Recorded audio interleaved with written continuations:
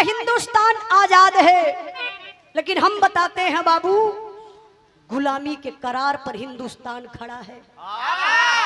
अभी आप लोग नेपाल की घटना आप लोग देखे होंगे, आज वहां के सोशल मीडिया के माध्यम से देखने के लिए मिला, वहां के प्रधानमंत्री आवास पर वहां के लोगों ने धरना नहीं, आग लगा दिए। प्रधानमंत्री का वसवे फूक डाला। कल जो अधिकारी गोली चलवाया था नेपाल में, उस अधिकारी को पब्लिक उसके घर में से खींच करके रोड पर ला करके लाठी डंडा से पीटना शुरू कर देती है और मारते मारते मार डालती है। ए पब्लिक है, आप ही लोग भगवान हैं, आप ही लोग देवता हैं। इसलिए मैं आप लोगों से कहना चाहती हूँ, देश तो आजाद है, फिर भी गुलामी के करार पर हिंदुस्तान खड़ा है। हिंदुस्तान हमारा बचेगा कैसे? आइए मैं अपने बिरहा के माध्यम से आप लोगों से बताना चाहती हूँ, आशीर्वाद के रूप में आप लोगों से सिर्फ शांति मांगब कि जैसे बैठल है ऐसे बैठल है। अभी बिरहा पर ध्यान दई। हनुमान जी गुस्सा में लाल, परसदिया अपने पोछिया से पूरे जंगलवा भर छीट रहल। जवन हवनवा रहल, वही हवनवा में हनुमान जी पानी डाल रहल। जब पानी डाल रहला तो कथा भंग हो गई। जब कथा भंग हो गई तो वहां से भागल भागल हनुमान अइले भगवान। हेलो हेलो, तनी को भी कम करा भैया, एक पॉइंट करा, 0 के बीच में रखा था। हेलो, हरियाए के चाहिए। देखिए हनुमान जी भगवान रामचंद्र जी के पास अइलन, जाय के हाथ जोड़ के खड़ा हो गइलन। कहले प्रभु जी, ओई जंगलवा में रोज कथा होत रहल तो राम रस बरसत रहल, आज एकदम निराले झूठ कथा रहल। भगवान राम समझ गए, कहला ओ मेरे भक्त हनुमान को तो घमंड हो गया। अब इस घमंड को तोड़ना पड़ेगा मुझे, लेकिन इस घमंड को हम तोड़ेंगे कैसे? जरा विचार करिए। भगवान रामचंद्र जी हनुमान जी से कहना कि अरे हनुमान, कहीं भी भक्ति होती है तो सच्ची भक्ति होती है, तुम्हें भरम हो गया है। कहला नहीं प्रभु जी, जौने समय लक्ष्मण के शक्ति बाण लगल, ओ समय हम संजीवन बूटी आने बदे गलली तो सूरज से मिल के गलली। काली उग जाइबा तो तोके घोट जा। काग भुसुंडी एकदम निराले झूठ बोलत रहला, का तो सूरज की 100 योजन ऊपर से। भगवान राम कहला ओहो, अभी भी भक्त नहीं मेरी बात को सुन रहा न मान रहा है। कहला हनुमान जी, कहीं भी भक्ति होती है तो सच्ची भक्ति होती है। कहला नहीं प्रभु जी, हम वो कथवा के भंग कर डाली। भगवान राम कहला ओहो हनुमान, बहुत बड़ी गलती कैला, वो कथा के भंग कदाला तो के बहुत बड़ा पाप लगल। आई के हमसे बता दहला, हमके सुनले के नातकारे पाप लग गयल। अब हनुमान जी का टंगरी हिले लगल। हनुमान जी कहले कि प्रभु जी, ई पपवा हटी कैसे, कोनो उपाय तो होई। भगवान रामचंद्र जी कहले कि हनुमान, पाप करने वाला ही पापी नहीं होता है। बिरहा के सुनने वाले भैया बाबू, आप लोग भी जरा सोच लीजिएगा, पाप करने वाला ही पापी नहीं होता, पाप को देखने वाला, पाप को सुनने वाला भी आधा पाप को बांट लेता है। मंदिर पर पूजा होला ना, अगर घंटा बजत, शंख बजत तो सब लोग जे जहाँ रही, अगर शंख का आवाज सुना गेल तो हाथ लोग जोड़ लेला कि जय ठाकुर बाबा। कहा लोग ना कि मतलब पुण्य हमहू के मिले, वही तरीके से पाप भी बा। तो इंसान के पाप ना करे के चाहिए, ना सुने के चाहिए, ना देखे चाहिए। भगवान रामचंद्र जी हनुमान जी से कहला ई पपवा धोवाई कैसे, जरा विचार करें। तर्ज लगल बा, कौन तर्ज बा मास्टर साहब?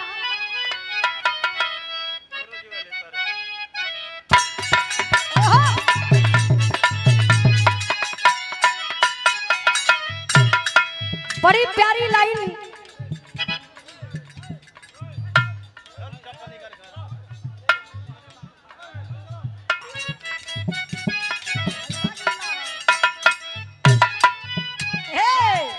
ए गीत के लिखे वाला हमारे गुरुजी माननीय प्यारे लाल कवि जी, हम चाहत बानी कि यही लाइन पर गुरुजी का स्वागत भी कर दी, ओकरे बाद फिर अपने गीत के आगे बढ़ाई। हमरे गुरुजी कलम के जादूगर, कंप्यूटर कवि आप माननीय प्यारे लाल कवि जी, हम चाहत बानी गुरुजी आप हमारा मंच पर आई, एक बार जोरदार ताली बजा के आप लोग स्वागत सम्मान करी गुरुजी का। देखिए हमारे गुरुजी के जब कलम उठैले कुछ न कुछ तूफान मचाई देले। ए समय तो पिए में बीड़ी जार देलू, महंग महंग सड़िया, ढेर जनी बोला गरम होत बा खोपड़िया। ये मेरे गुरुजी का लिखल गीत बा। ए गीत के दिनेश लाल निरहुआ नहीं बिड़िया वाले में तमरपाली गौले देखा है, फिल्म के हीरोइन है और गुरुजी का कलम काली ना की जादूगर, हीरोइन से भी गुरुजी गवा देत बनी, बहुत बड़ी बात बा। खानदानी कसर है। देखिए हम गुरुजी का स्वागत सम्मान करे चलत बानी। ये गुरुजी हमारा तरफ से पैसों ही दा भैया, ऐसे थोड़ी ना। एक बार जोरदार ताली बजा के आप लोग स्वागत सम्मान करी।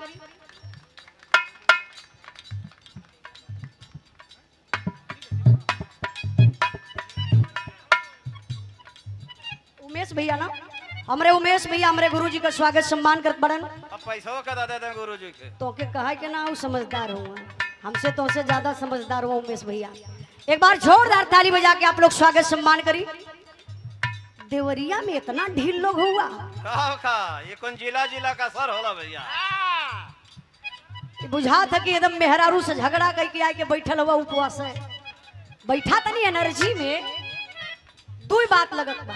या तो हमार भाषा आप लोग ना समझत होगा, कहाँ से हम खाटी एकदम आजमगढ़ वाला बोलत है, अली गईली नहैली खैली चली ना, समझ में हुआ था ना। हाथ तो उठाई ना लोग आप लोगों के भैया ना, कहा था ना है तब का इतना अस्किता के बैठल हुआ। आई कंटेक्ट बिरहा गवैया और सुनवैया का दोनों का मिजाज बने के चाहिए तब बिरहा जमेला। अब ऐसे बैठल हुआ हमारे समझे में ना होता कि लोग सुनत हुआ कि गुनत हुआ कि कुछ और विचार बनावत है। सुनल गई नहीं बिरहा कहाँ पहुंचल लिए तारे गुरुजी के लेखनी पे। हाँ तर्ज बड़ी बिजोड़ बा, कौन तर्ज बा मालिक तनी आवा बजा के।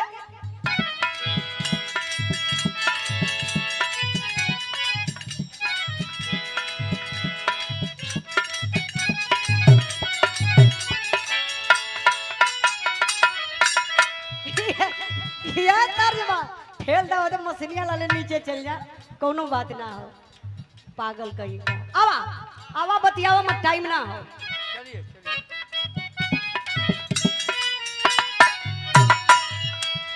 पिया जी ने जाई हो पूर्ववा, अयो रामा जाई हो पूर्ववा, जहाँ बंगालिया बसे होला। पिया जी ने जाई हो पूर्ववा, अयो रामा जाई हो पूर्ववा, जहाँ बंगालिया बसे होला। पिया जी ने जाई हो पूर्ववा, अयो रामा जाई हो पूर्ववा, जहाँ बंगालिया बसे होला। अच्छा का जवाब में गुरुजी लिखल है, खुशबू राज जवाब देती मास्टर साहब, कितनी प्यारी लाइन है गुरुजी। हाँ दिनेश लाल जवाब दे मेहरारू अगर केहू कहो भैया प्यार करे वाली मिल गई तो समझा कि पूरा दुनिया का धन दौलत मिल गई। केहू से प्यार कैले नहीं यार, अगर अपन मेहरारू अपने मर्द से प्यार करत है समझा कि दुनिया का धन दौलत पाई गईला, और वह मेहरारू अगर दूसरे से प्यार करे लगल तो समझा पक्का है कि ड्रम में जईबा जरूर। अच्छा एक बात हमारे मन में आयल है, के अपने मेहरारू से प्यार करे तनी हाथ उठा दे भैया तो।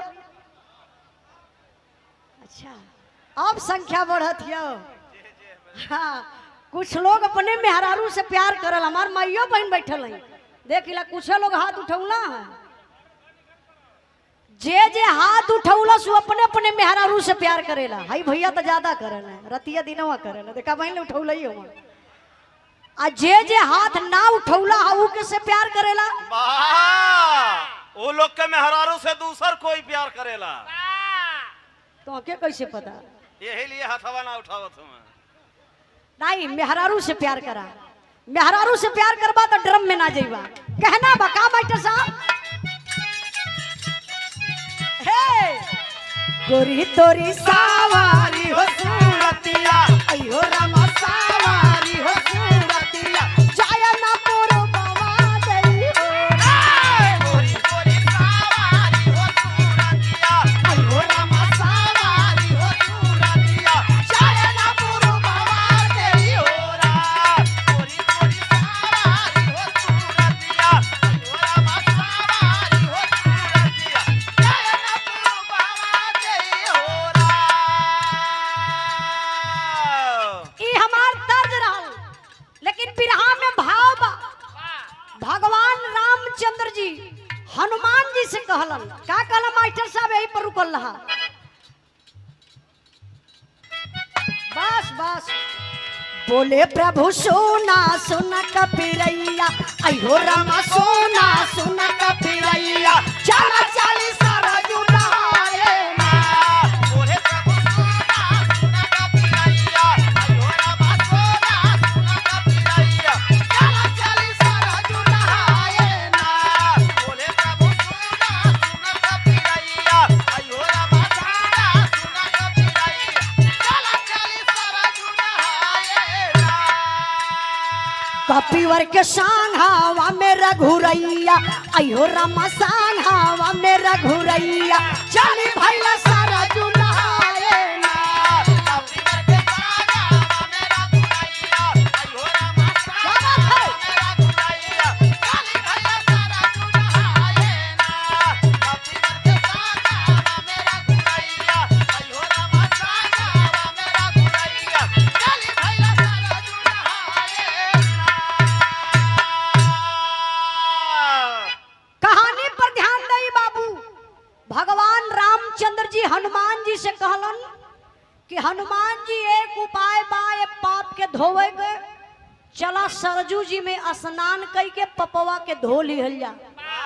आगे आगे भगवान रामचंद्र जी, पीछे पीछे हनुमान जी गईले, वही सरजू जी के घाट पर बैठ गईलन। अब भगवान रामचंद्र जी बाबू स्नान करे शुरू कैलन। स्नान करत करत अपन शरीरिया कपावे लगलन। शरीरिया कपाए के भगवान रामचंद्र जी कैलन का हमरे बिरहा में तर्ज बड़ी बढ़िया लगल बा मास्टर साहब।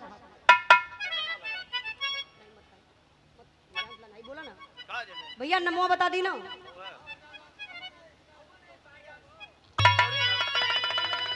बस बस अब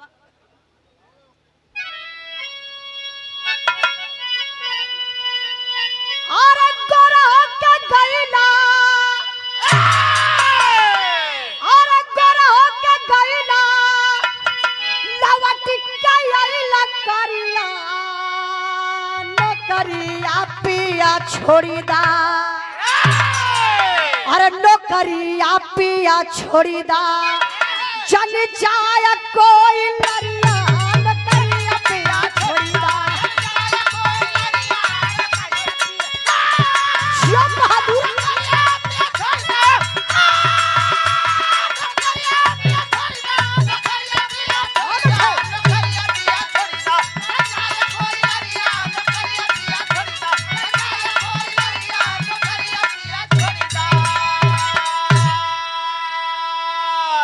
भाव बा तनी भाव पर आप लोग ध्यान दई।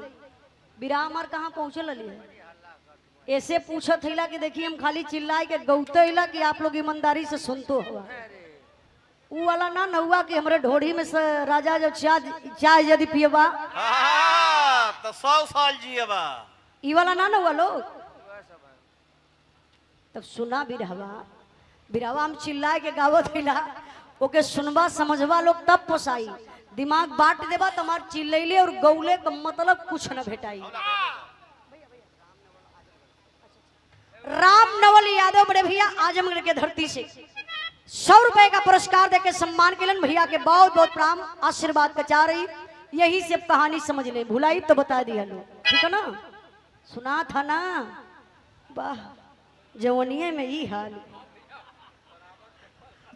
ध्यान नहीं बाबू, यही से लोग कहा था ना कि बिरहा मरत हो। नौजवानन के खाली एक च्वाइस बनल है, गुरुजी गुरुजी आप बिरहा के सम्राट है, आप के भरोसे ये बिरहा हो। बलबल थब आपके थमा दियल गल कि आप लोग सुनी और समझिए, पब्लिक के परखी। अब गुरुजी एनहा लोन के का चाहत हो आपके पता हो यार, देखल जा है टोली ना समझत है, ये लोगन के उहे चाहत हो। हरनवा धय धय चापा था। अब वही ठुमका लगी, हरनवा धय धय दावत के और रजा मजा आ गई। कहा का गजब गावत है। अच्छा बिरहा के तनो तुम मूठ मिजाज से गावा, लेकिन हारन वाला हारन रातिम जरूर दबे छै एकदम। बिरहा सुना, जब आप लोग बिरहा सुने लगबा तुम्हारे बिरहा कबो मरबे ना करे। बिरहा का गवैया भले मर जा, लेकिन बिरहा कभी ना मरी जब आप लोग जिंदा रखबा तब। अब फिर पूछब कहानी हमार कहाँ, तो केहू ना बताइए। हनुमान जी आगे आगे, सॉरी भगवान रामचंद्र जी आगे आगे, हनुमान जी पीछे पीछे जाई के वही सरजू घाट पर बैठ गइलन। हनुमान जी स्नान करे लगलन। स्नानवा करत करत भगवान रामचंद्र जी तबले गजब कदला है। अच्छा गजब का करत हुआ भाव बा।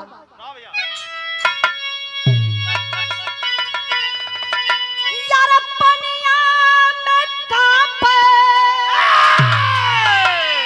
यार पनिया में कांपे भगवान का शरीर, गिराई दिहला प्रभुवरा, अरे गिराई दिहला प्रभुवरा, हाय पानी में मुदरिया, गिराई दिहला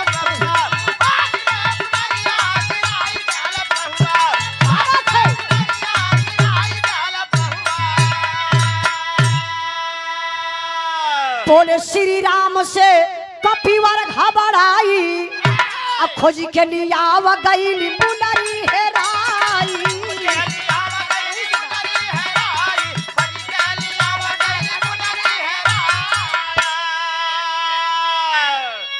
यार पनिया में घुसे, यार पनिया के भीतर घुसे कापी देखी घरिया, गिराई दिहला प्रभुवरा, अरे गिराई दिहला प्रभुवरा, हाय पानी में मुनरिया, गिराई दिहला प्रभुवरा।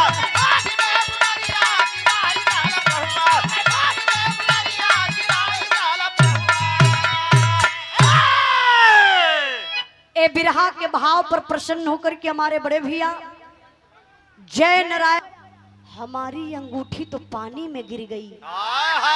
हनुमान जी आओ न ताव कुछ ना देखला, भागल भागल अइले, अंगूठिया देखत हूँ वो पनिया में गिरल बा, वह जात बा। तबले हनुमान जी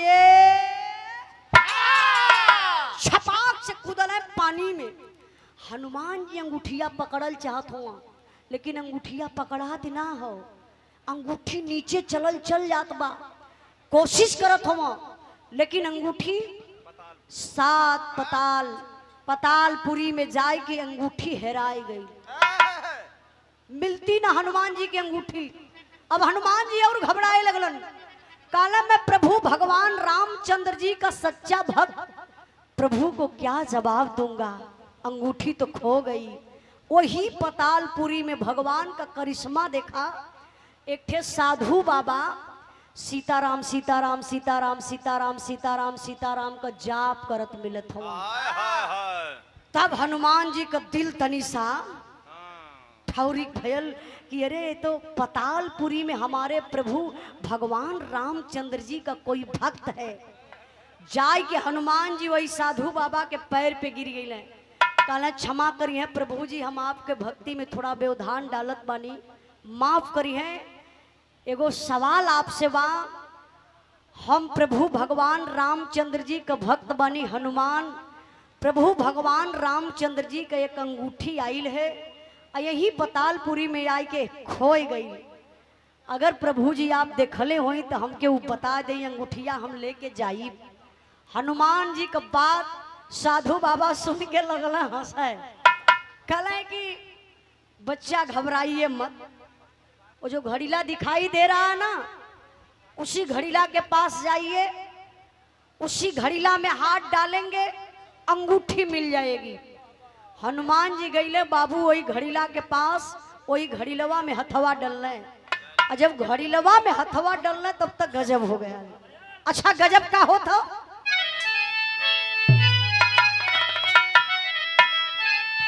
अरे मुनरिया एक 8.25 गो रही, देखत महावीर के भरम लगी नजरिया है, नजरिया है, नजरिया। आलोक प्रताप यादव बड़े भैया जी बाबू, अच्छा विनोद ठेकेदार महोदय जी की तरफ से 100 रुपये। देखत महावीर के भरमन लगी नजरिया। हनुमान जी गईले वही घड़ीलवा में हथवा डलने, अब देखो तुम तो भर यजुरी अंगूठी। अभी सोचे वाली बात है कि अंगूठी गईल एक गो, अब पतालपुरी में जाए के 108 गो अंगूठी हो गई, और सब एक बरन के अंगूठी, सब पे राम राम लिखल हो। हनुमान जी समझ ना पौलन कि कौन अंगूठिया वहीन गाइल है। भर यजुरी का अंगूठी लेके हनुमान जी वही साधु बाबा के पास गई, कहला प्रभु जी जो न वहीन का अंगूठिया आइल वही के निकाल के दे दे। साधु जी वह अंगूठी निकलने हनुमान जी के देहलन, और 107 गो अंगूठी के हनुमान जी वही ईमानदारी से ले जाए के घड़ीला में रख दल। एक अंगूठी जवन भगवान रामचंद्र जी का गई रहल पतालपुरी में, वही अंगूठी के ले के हनुमान जी अलन भगवान रामचंद्र जी के पास। अंगूठिया ऐसे थमावत हुआ, हनुमान जी कांपत हुआ। भगवान राम कहले कि अरे भक्त क्या हुआ, क्यों कांप रहे हो? कहला प्रभु जी पानी में ठंडा ज्यादा लग गल हो। कहला प्रभु जी आपका अंगूठी एक गो गई, अब पतालपुरी में जाए के 108 गो हो गई। तब भगवान रामचंद्र जी हंसलन, हंस के कहलन का मास्टर साहब हनुमान जी का बात सुनलन। ऐसे अंगूठिया लेके भगवान रामचंद्र जी हनुमान जी से कहलन, का कहला मास्टर साहब?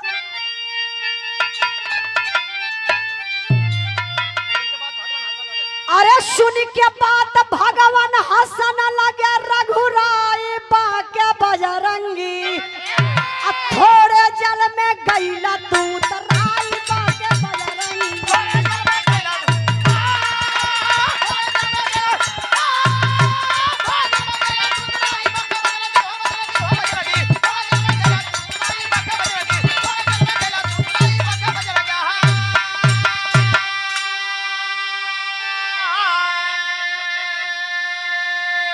कथा झूठ न कही कहोले, पावन होले पूजा हो, अब भक्ति के सम दुनिया अंदर और न कोई दूजा हो। और मुनरी का भेदावा तो हम मिल जाए बाके बजरंगी, थोड़े जल में गईला तू तराई बाके बजरंगी।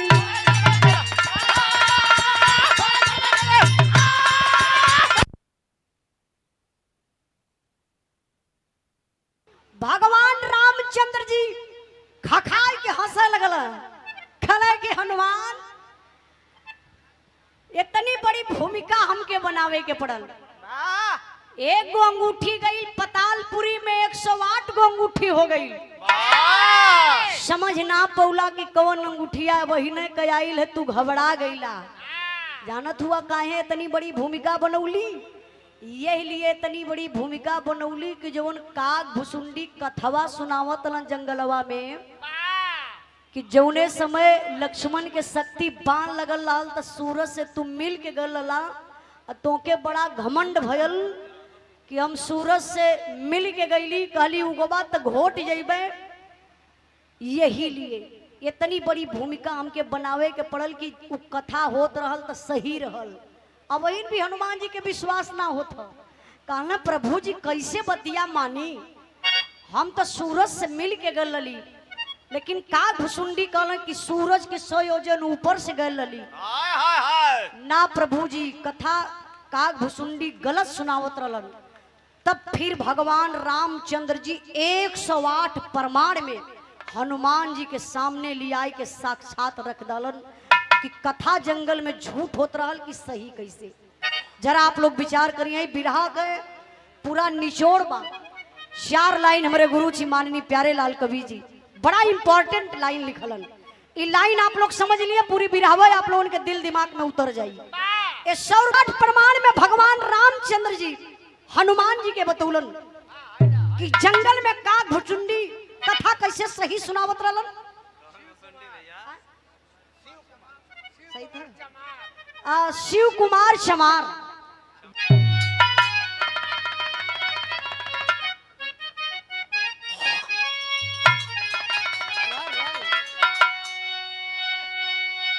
बोले भगवान हनुमान जी से बतिया भैया,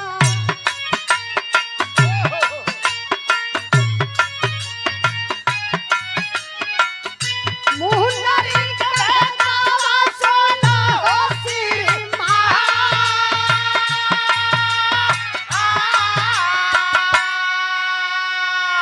108 बार जनम ले हाली धरती पे भैया,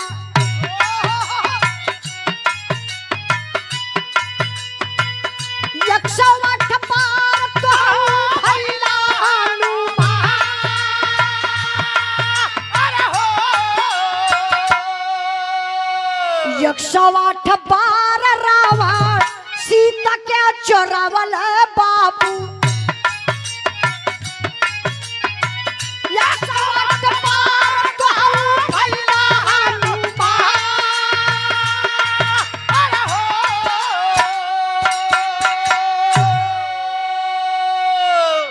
भगवान रामचंद्र जी हनुमान जी से कहलन कि हनुमान जी 108 बार धरती पर हम भगवान राम भैल बने, 108 बार तू हनुमान भैल हुआ, 108 बार रावण सीता के चोरौले बा, 108 बार लक्ष्मण के शक्ति बाण लगल बा, 108 बार तू संजीवन बूटी आने बदे गल हुआ।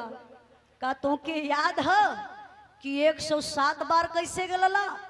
अब हनुमान जी का टंगरी हिले लगल, अब इनके विश्वास होखे लगल, ऐसे हाथ जोड़ल भगवान के पैरिए पर गिर गए, कहना प्रभु जी हमके यही जन्मवा का बतिया याद रहल है, जब हम गईली संजीवन बूटी आने बदे तो सूरज से मिल के गईली, काली उग जइबा तो घोट जइबे, ना समझ में आयल तो पूरा पहाड़वे लेके चल दहली। आप लोग फिगर में देखले हुई हैं, सीरियल में टीवी में देखले हुई हैं, हनुमान जी ऐसे पहाड़ लेके उड़त हुआ कि ना देखले हुआ लोग। तब से कितना बंसुअरा हमारे देश में घूमने लगन है, वहीं से कोई पहाड़वे पाल है। अच्छा अच्छा हाँ जरूरी। जोरदार ताली हो जा।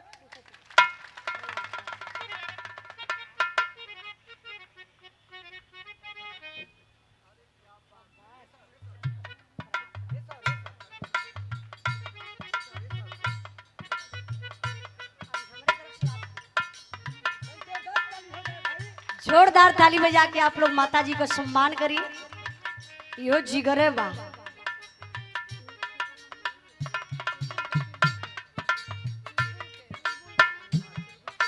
देखिए हमारे चुलबुल भैया के माता जी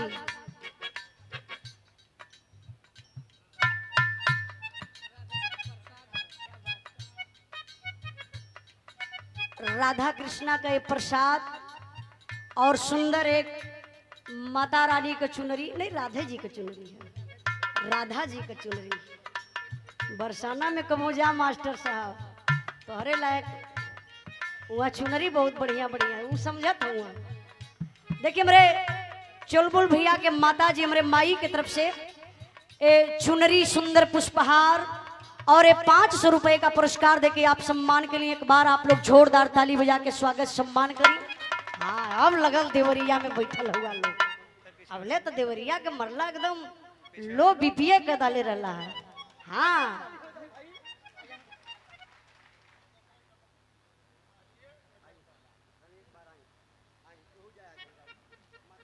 आखिरी पॉइंट बतनी आप लोग समझे के कोशिश करी। हनुमान जी के अरब 4 हुरवा तो देखी उहे हाल हमान के साथे होत बा। खूब बढ़िया से गावल जाता, खूब बढ़िया से आप लोग सुनत हुआ, जैसे ही मिजाज बनत हो तब ले थरियवे खिंचा जाती। भैया तेल बचाओ तो तेल, कमेटी वाले भैया ज्यादा तेल ना खाई, बिरहा में व्यवधान पड़ी, पब्लिक के बुरा लगी, पब्लिक जाए लगी, बिरहा बिगड़ जाई। सिर्फ अब इतना दिन से इंतजार लोग करत रहा कि बिरहा चलल जाई सुनल जाई, थोड़ा से तेल खातिर अगर बिरहा खराब हो जा तो ना इंसाफी बा। कमेटी के भाई लोगों से हाथ जोड़ के निवेदन करत बानी कि जो हमारे ही बेरी भयल भयल है अब से न हो तो ठीक हो, काहे से बिरहा हमार टुकड़ा टुकड़ा में हो गया। आप लोगों का दोष ना हो, आप लोग कितनी मेहनत करवा, जब बार बार थरियवे हटावल जाई तो भैया आप मत बुझैया, ठीक है ना। अगर हाँ आप मत बुझैया। आई बिरहा कहाँ रही है भैया, केहू जने हमार मदद कदा बता दा, खाली हम समझ जाइबे कहाँ। हाँ पहाड़वा वाला देखा चचा पकड़ ले हम क्या को पाथर ऊपर ना आ जाए, चाचा ना भैयो पकड़ ले का तो हाँ ऐसा उठौले होता तब ना।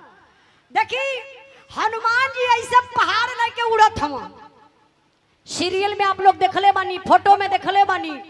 ये लिए हनुमान जी पहाड़वा लेके उड़त हवे कि अगर सूर्योदय हो जाई और संजीवन बूटी ना आ पाई तो हनुमान जी को सॉरी लक्ष्मण जी का मौत हो जाई। ये लिए हनुमान जी कहले पहाड़वा पे संजीवन बूटी कहाँ कब ले खोजब, एक काम करी पहाड़वा उठौले चली, पहाड़ लेके हनुमान जी अइलन, संजीवन बूटी पिसाइल हनुमान जी के पियावल गल, हनुमान सॉरी लक्ष्मण जी के पियावल गल और लक्ष्मण जी जीवित भइलन, लक्ष्मण जी के आराम भयल। लेकिन हई देखा ई बतिया जब हनुमान जी सुनलन तो हनुमान जी का कान अब खड़ा होके लगल, हाथ जोड़ के भगवान रामचंद्र जी के पैर पे गिर गए, कहला प्रभु जी हम विश्वास हो गल कि काग भुसुंडी जो कथा सुनावत रहलन जंगल में उ सही रहल, झूठ ना रहल। लेकिन प्रभु जी आपका भक्त बनी, आपसे एक निवेदन करत बानी, हमारे एक बात मान जायल जाए। भगवान रामचंद्र जी कहला एक अंगूठिया ये आपके हथवा में बा, एक 107 गो अंगूठी पतालपुरी घड़ीलवा में बा, मिला के हो गई 108 गो अंगूठी। 108 गो अंगूठी के लिए आई के कलयुग में कोनो ऐसा स्थान दे दिहल जा जौने से आपका पूजा कलयुग में भी हो। तो देखी 108 गो अंगूठी के स्थान एक कलयुग में भगवान रामचंद्र जी का देत हूँ।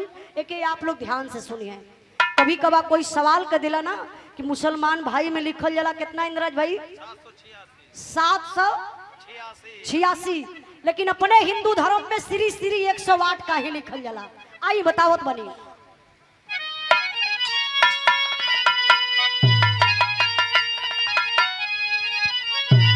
अरे 108 मुनारी मनाई गईली, काला जुगा वही में कंठी बन पूजाई गई।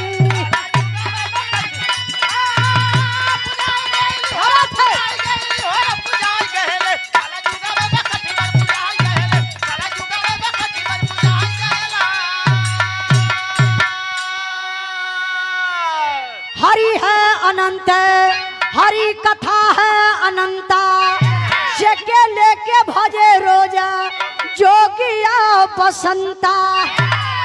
अरे साधना भगत लहराई गईली, काला जुगा में कंठी बन पूजाई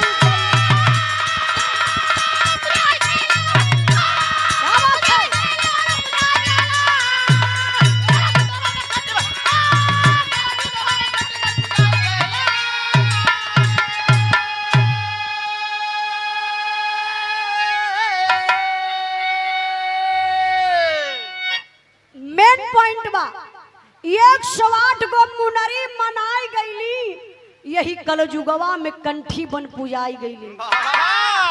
भगवान रामचंद्र जी 108 गो अंगूठी के एक कलयुग में स्थान दहलन, 108 गो दाना का माला बनौलन। अच्छा 108 गो दाना का माला आप लोग जानत हिया? कुछ लोग कहेला रुद्राक्ष का माला, कुछ लोग कहेला तुलसी का माला। मंदिर पे होई तो जाए के देख लिया, मंदिर पे जरूर रहेला। और इना के मंदिर पर घरे भी आप लोगन के माला होई, गले में भी पहना लो लोग। कुछ लोग गले में भी पहनेला। जके कहा जाला अपने हिंदू धर्म में भोर में स्नान कैले के बाद जोगी संत पुजारी वही 108 गो मलवा के लेके जाप करेला। अगर 107 गो दाना का माला बा तो नकली बा, वो भगवान का असली भक्ति ना हो सकेले।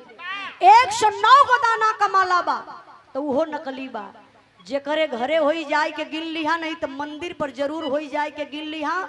108 गो दाना का माला होला, वही के अपने हिंदू धर्म में जाप कैले से भगवान का भक्ति पूरा होले।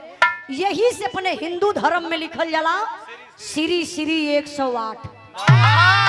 कभी भी अगर आप लोगों से कोई सवाल करी, हिंदू मुसलमान बैठ गिला 786, अपने मुसलमान भाई लोग काहे लिखल, अब तो लोग हिंदू हवा बतावा श्री श्री 108 काहे लिखल जाला, तो बक्का हो जाइबा। तुरंत हमार बिरहा याद करिए, अरे यार उजलवा आइल रहल सलेमपुर में कहत रहल श्री श्री 108। पूरी बिरहा दिमाग में बैठा लिया, तुरंत जवाब दे दिया, पास हो जाइबा। यही से लिखल जाला अपने हिंदू धर्म में श्री श्री 8। अरे ये तो भैया पूरा मलवा नकली बना दे। श्री श्री 108। तो आई बिरहा का आखिरी लाइन बा, आखिरी भाव बा, कहना बा,